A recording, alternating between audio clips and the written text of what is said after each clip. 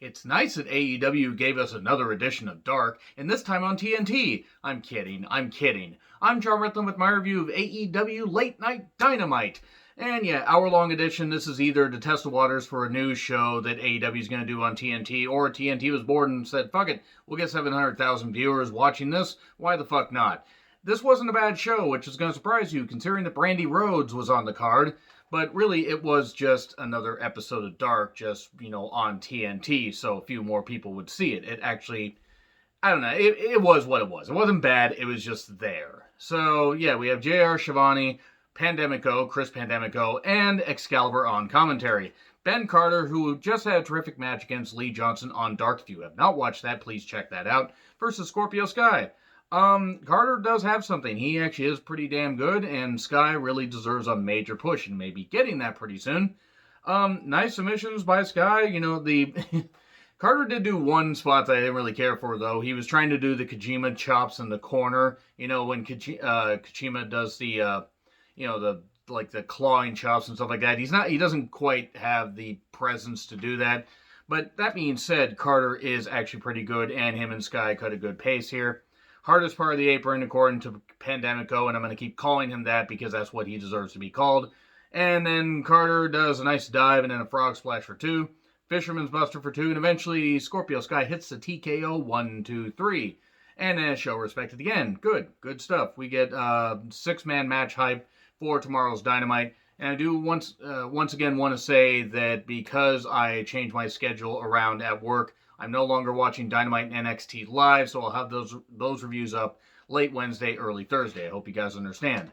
So, the Dark Order accompanies Anna Jay. Anna Jay deserved a goddamn bonus for having to carry Brandy Rhodes to a passable match here. And Anna Jay's only had a few matches under her belt, and she is really good and is a rising star. She was the star of the show and is now the Queen Slayer. And I swear to God that I heard commentary say the Queef Slayer, and now I can't unhear it. And I like Anna Jay. I can't stand Brandy, but Brandy is now the second worst women's wrestler on any promotion that I've seen because Katie Forbes exists. Whatever the fuck Katie Forbes is, she should not be on a wrestling program. But anyway, as for this match, Anna Jay and her cut a decent enough pace. Anna Jay was clearly carrying this goddamn thing. Brandy is not very good. She hits a DDT on the apron for some goddamn reason. I have no idea why.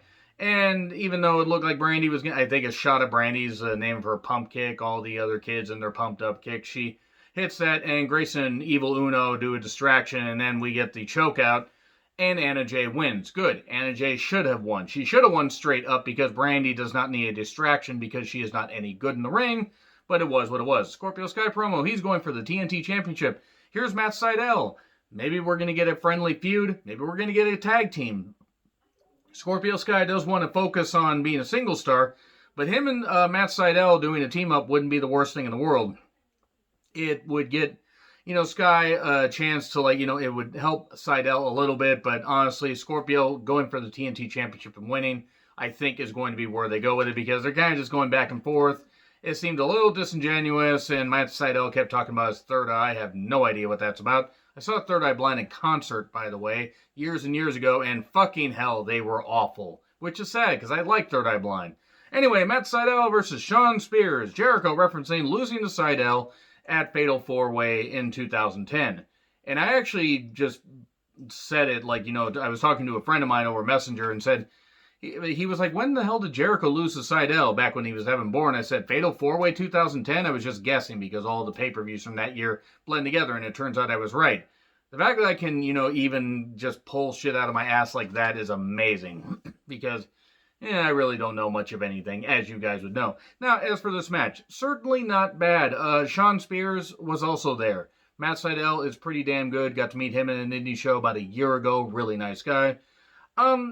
It was what it was. Match was good. There was some good action. We get the loaded glove, and then he fists Matt Sydal and gets the victory. So, of course, he fists him really, really goddamn hard, hits the C4, and gets that right there. And then Scorpio Sky prevents Shawn Spears from giving it to Sydal from behind, from fisting him from behind, because I'm just going to keep talking about fisting, because why the hell not? Because it's my channel, and I don't know what I'm on about anymore. But it was fine. And Scorpio Sky versus Shawn Spears, hey, maybe we're going to get maybe a round robin tournament to see who will face the TNT champion at some point. That'd be a nice way to build some, some good matchups on television. But who knows? Not a bad episode of Late Night Dynamite, or Late Night Dark, if you will, but it was what it was. Anyway, agree, disagree with what I said, like, share, subscribe, Twitter handle in the description. I'm John Retlin. I'll see you soon.